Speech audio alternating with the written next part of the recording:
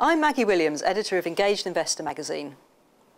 Welcome to the first in our series of Trustee Masterclass videos in association with Blackrock. I'm here with Robert Hayes, Managing Director and Head of Strategic Advice at Blackrock. I started off by asking Robert why inflation is a concern for pension schemes right now.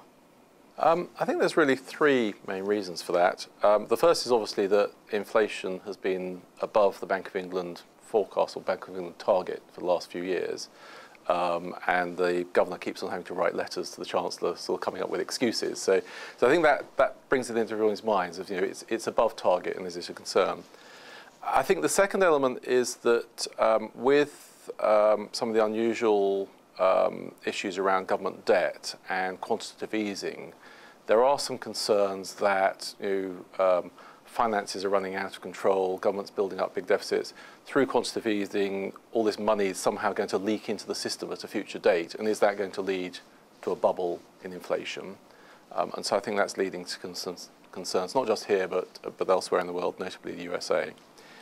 And thirdly, the other issue is over the last 10, 15 years, we've had continual downward pressure on inflation from the development of emerging markets. So you've seen downward pressure on prices from supply coming on stream from particularly China, but other areas as well.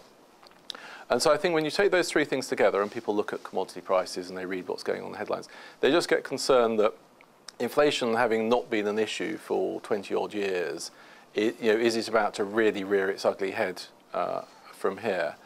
And so that's the school of thought that says inflation's a concern. There's definitely a counter argument that says that there's a huge amount of excess capacity in the system, and that economies are operating far below their normal levels of output. Unemployment's still high, and therefore actually inflationary pressures are actually very muted, and we've got a temporary blip based on commodities, and it's going to work its way through the system, and everything will be fine. And that's the Bank of England view, and is still a consensus view in many places, but I think the concerns are still there. So Robert, what is the impact of inflation on pension schemes? Unfortunately, it's not really that easy an answer, to be honest. It really does depend very much on the individual rules of the individual pension scheme. I think the first point to start off with is that almost all pension schemes have a zero as a hard floor. So the first thing is you can't cut pensions or promises. Having got that in place, it's then the question of, well, how much inflation do you have to grant in your pensions?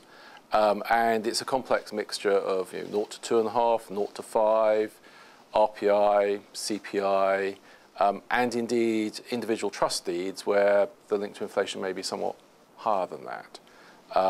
And so I think that the key message really is that trustees need to effectively ask their actuary and look at their trustees and say, well, what is our exposure to inflation? On the contractual level, I think the other element in happier times when funds are well funded, it would be natural for trustees to say that they'd like to grant more than just the basic contractual element and give members a bit more than the basic promise. With funds in deficit, that's not likely to be an issue, but I think we need to bear that in mind, that if inflation did take off and was 5, 7, 10% for a number of years, trustees might well be wanting to grant more than just the basic contractual element.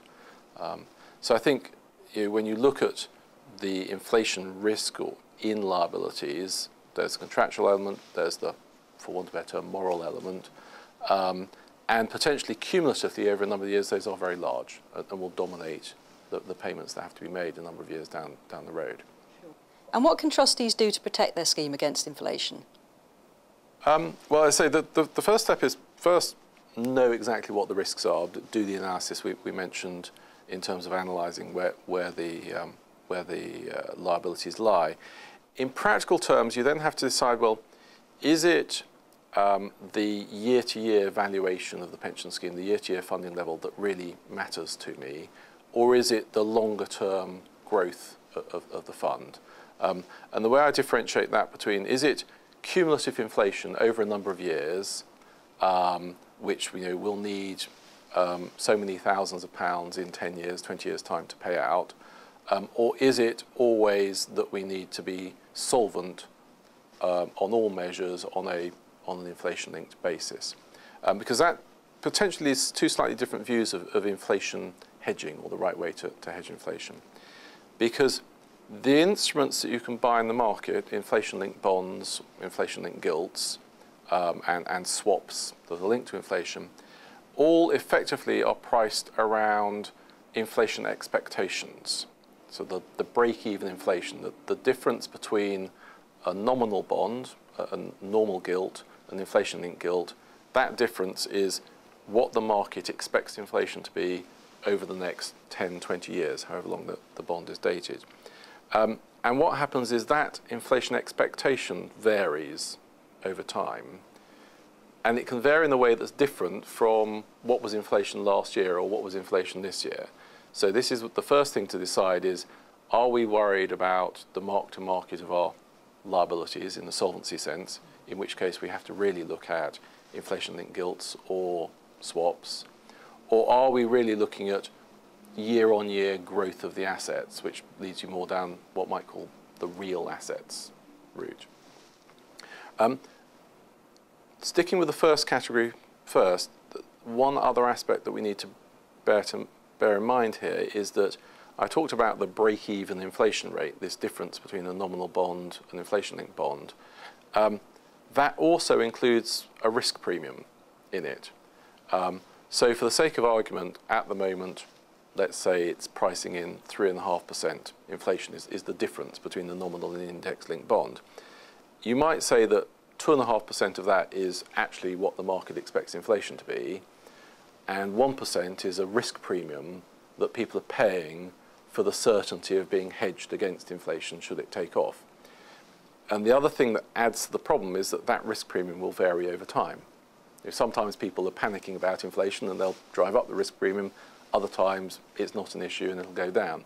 So before going down that route, you need to understand not only what is the risk to inflation of your liabilities, but what is the price you're willing to pay to hedge against that risk.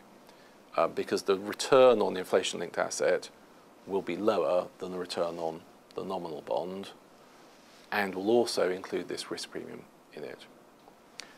So that's the sort of the strict way of hedging against inflation.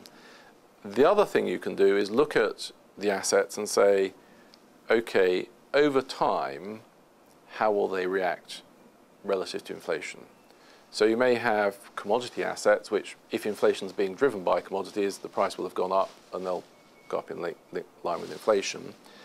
Conversely, you may have equities where in the very long term, equity profits and dividends will tend to stay the same in nominal terms, so or in real terms, so they'll grow in nominal terms, so inflation will be protected. The problem with that is that as inflation increases, as it picks up, the valuation of equities may well decrease, and they can't pass price increases on straight away.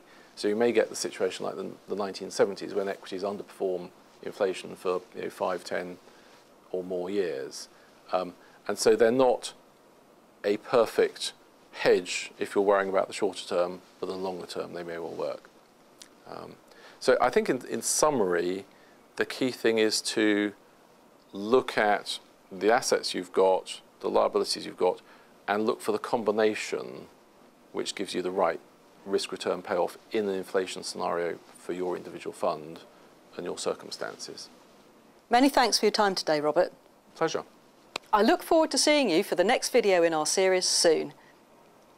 For further information about inflation and how it can affect pension schemes, please see the May-June 2011 edition of Engaged Investor magazine.